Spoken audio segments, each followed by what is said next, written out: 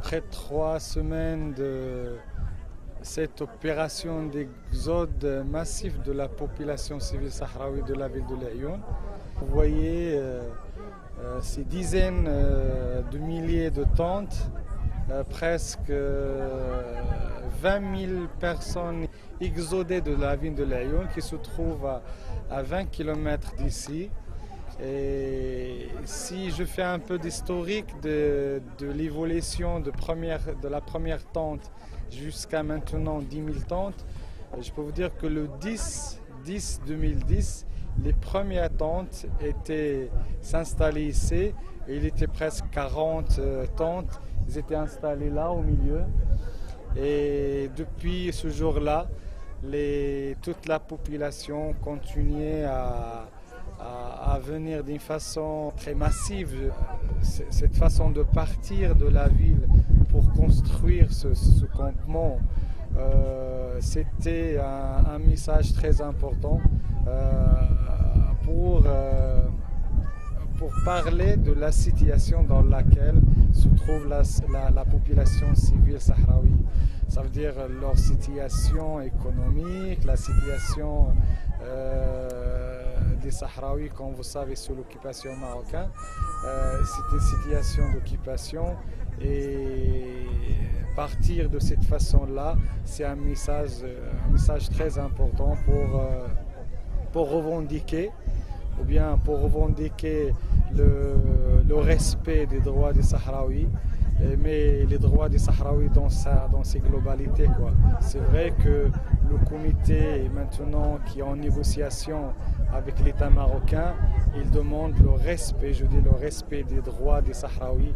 Et les premiers droits, c'est le droit à un logement, le droit à un travail, le droit aussi d'avoir une situation dans laquelle les Sahraouis bénéficient de la richesse, des ressources naturelles du Sahara occidental, comme le demande premièrement et dernièrement au niveau international l'Union européenne.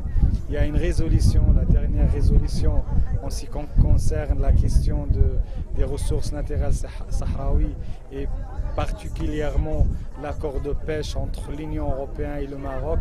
Le Parlement européen a demandé que les Sahraouis, qui sont les habitants du Sahara occidental, les autochtones de ce territoire-là, bénéficient de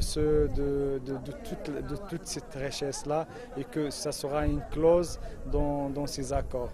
Mais le Maroc ne respecte pas ces droits-là. C'est pour cela les Sahraouis, ils ont réagi de cette façon-là pour dire que le droit à l'autodétermination, c'est aussi le droit de bénéficier de la richesse de ce territoire. Les droits socio-économiques sont liés au droit à l'autodétermination, parce que l'autodétermination groupe tous les droits dans lesquels le peuple sahraoui et les Sahraouis peuvent demander, pas seulement à l'État marocain, mais aussi à la communauté internationale. Alors aujourd'hui, la 3e semaine, ce campement est devenu une réalité d'un exode massif de la population sahraoui, qui suscite la réaction d'une part de l'État marocain, parce que l'État marocain est responsable de ce territoire-là, il est responsable des droits des Sahraouis-là, mais aussi ça a aussi suscité la responsabilité de la communauté internationale pour obliger le Maroc de respecter les droits des Sahraouis. Tous les droits, je dis tous les droits. Et le slogan de ce campement, c'est l'exode massif de la population sahraoui, c'est la demande de respect de tous les droits des Sahraouis. Je dis tous les droits. Et c'est ça le mot d'ordre qui règne ici dans ce campement-là. Alors la réalité est devenue une réalité d'un exode, une situation humanitaire, et la communauté internationale doit intervenir dans le cadre des droits humanitaires. Je crois que le HCR a une responsabilité, parce que la situation dans le camp, comme vous savez, malgré toute tous les efforts qu'on essaye de faire, une auto-organisation, une autogestion, la question de la santé, la question de l'alimentation, la question de l'eau, toutes questions qui sont liées à la situation dans laquelle se trouvent ces civils-là. Le grandissement du camp avec presque 10 000 tentes aujourd'hui, ça nous a créé un vrai problème de la gestion. C'est pour cela qu'on a pris la décision de ne pas élargir ce campement jusqu'à qu'on puisse trouver les conditions adéquates pour recevoir aussi de la population de la ville de Laayoune. Comme vous savez, aujourd'hui, il y a une intervention militaire contre les civils sahraouis à la ville de Guelemi parce qu'ils veulent sortir aussi pour faire un campement de résistance, un campement aussi de contestation. La même chose à la ville de Smara, la même chose à la ville de Boujdour, la même chose à la ville de Dakhla. Alors, cet exode des Sahraouis, je dis des Sahraouis dans toutes les villes, montre jusqu'à quel point les Sahraouis contestent toute la situation dans laquelle ils se trouvent. C'est vrai, la situation sociale, la situation économique des Sahraouis est très dégradante et le grand message c'est à l'État marocain qui n'a jamais prendre ses responsabilités vis-à-vis à la situation sociale et économique des Sahraouis. Mais à côté de ça aussi, il y a aussi une revendication de réclamer le droit et la liberté d'expression, le droit et la liberté de manifester. Tous ces droits-là qui sont bafoués par l'État marocain, ces campements-là maintenant à Laayoune et dans les autres villes qui sont interdits de sortir pour faire des campements comme ça, c'est le message plus fort à l'État marocain, à la communauté internationale, que nous sommes des civils et nous demandons le respect de nos droits, tous nos droits, le droit à l'expression, le droit à la manifestation, le droit au logement, le droit au travail. Mais dans le contexte juridique des territoires du Sahara occidental comme territoire non autonome, mais aussi dans le statut juridique des Sahraouis dans leur territoire.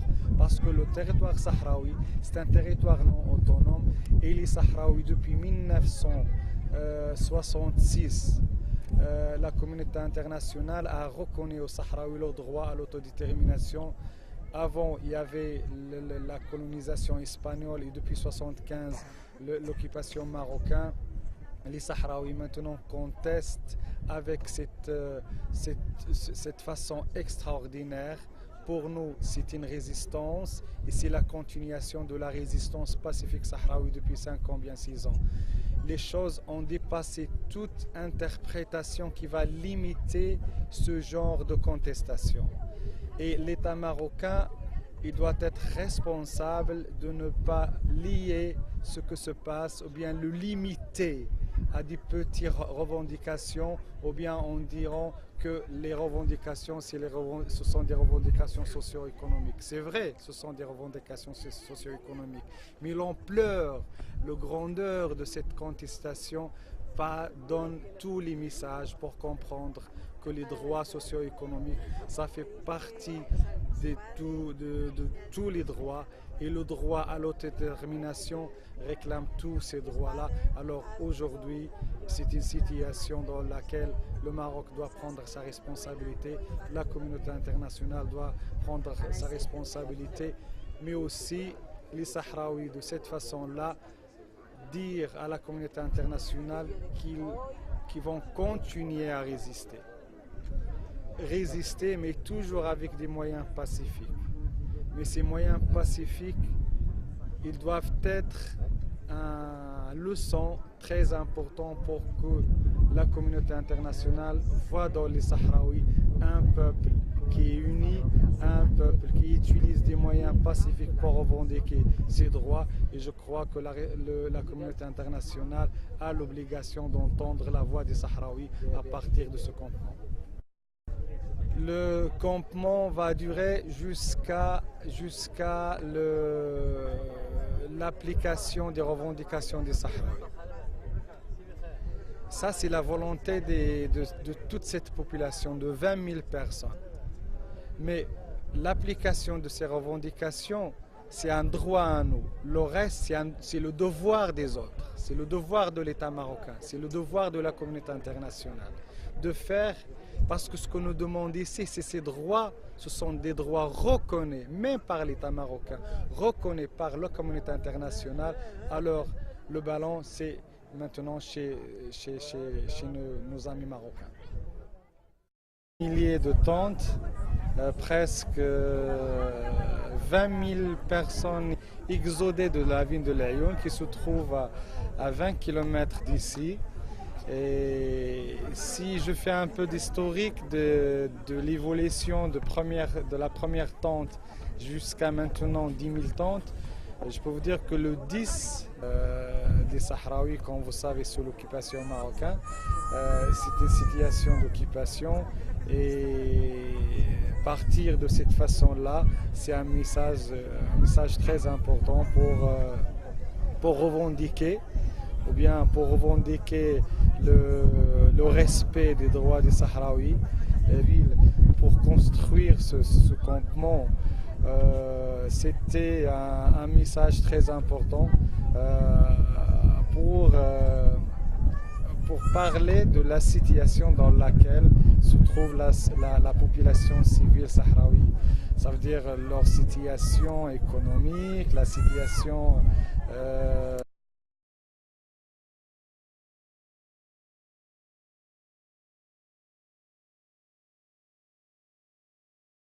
après 3 semaines de cette opération d'exode massif de la population civile sahraoui de la ville de Laayoune. Vous voyez ces dizaines 2010, les premières tentes étaient s'installer ici et il était presque 40 tentes. Ils étaient installés là au milieu et depuis ce jour-là, toute la population continuait à venir d'une façon très massive. Cette façon de partir de la